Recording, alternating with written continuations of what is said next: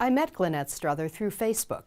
She responded when I asked if anyone in our area lived with a family member suffering from a mental illness so severe it led to violence.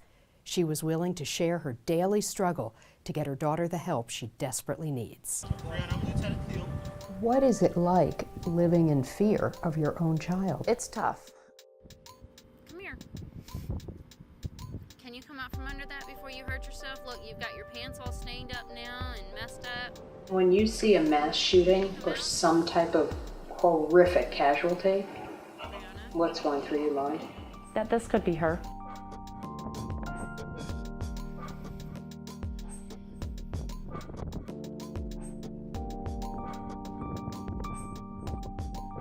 Do you ever worry that you could become so violent you could kill somebody?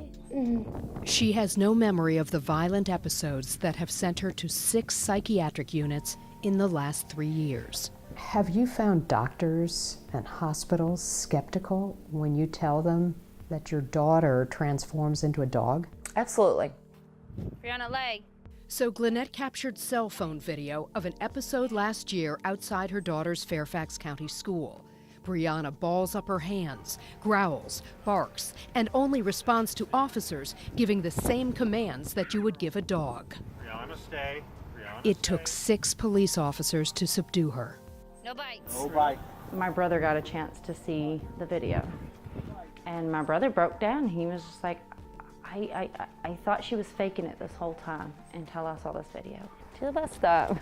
When we recently headed to the bus stop with Glynette to meet Brianna after school, Yep, that's her bus. we didn't know what to expect. Hi, babe. But it wasn't this. I did really good today. A confident, bubbly teenager who plays on a soccer team and loves dogs. What has been the most frustrating part of this journey? The revolving door of psychiatric units. You go in, they put a Band-Aid on it, and they send you home. You go in, they put another Band-Aid on it, they send you home. But they never give you true answers. Psychiatric beds for adolescents are hard to come by. Brianna has waited as long as 28 hours.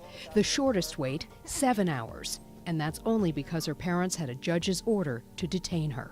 Meanwhile, you have a child in crisis who either is attempting suicide or saying they're going to kill themselves, or who is so violent that she's handcuffed to a hospital bed. You've seen your own child handcuffed to a hospital bed? December 2016. Starting with this packet, we went and had 4 hospital stays in a 6-month period. Glynette has kept meticulous records of each of Brianna's hospital stays. I don't know how bad in the future this is going to get. We've seen it get really bad. No one knows what triggers Brianna's transformation into an aggressive dog Like a devil that just came out of nowhere and wants to kill everyone. or how to stop it. I think it's the mental illness, and when I see that, I just sit back and I think that could be Brianna. In the course of reporting this story, we discovered that Stanford University has a center devoted to a rare mental illness called PANS. It stands for Pediatric Acute Onset Neuropsychiatric Syndrome.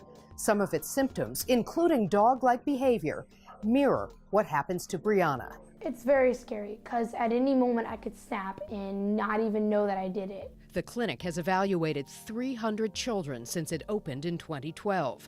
Brianna's mom has now reached out to Stanford. I wouldn't wish it on my worst enemy. Here's a sobering statistic.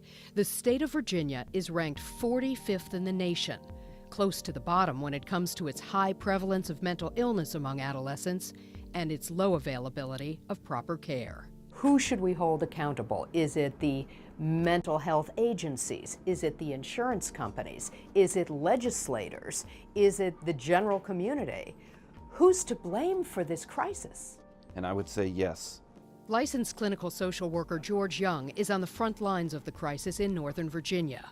How complicated a question is the one I just asked you? Yeah, scale of 1 to 10, it's about a 12.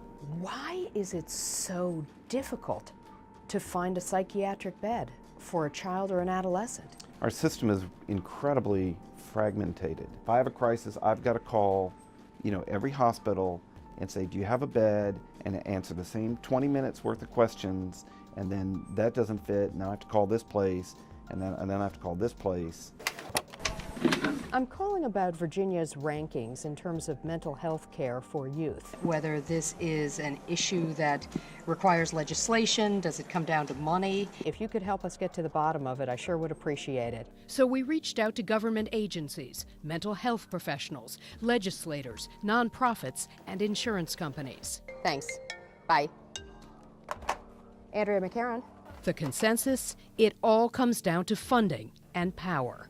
Young believes the solution begins with local, state, and federal lawmakers. The politicians respond to our calls, but if we don't call, then they don't respond, and they'll respond to who does. Our society does not value mental health, those individuals struggling with that, and that is provable by the amount of money that is put into addressing it. You know, all of us as a community need to be held accountable.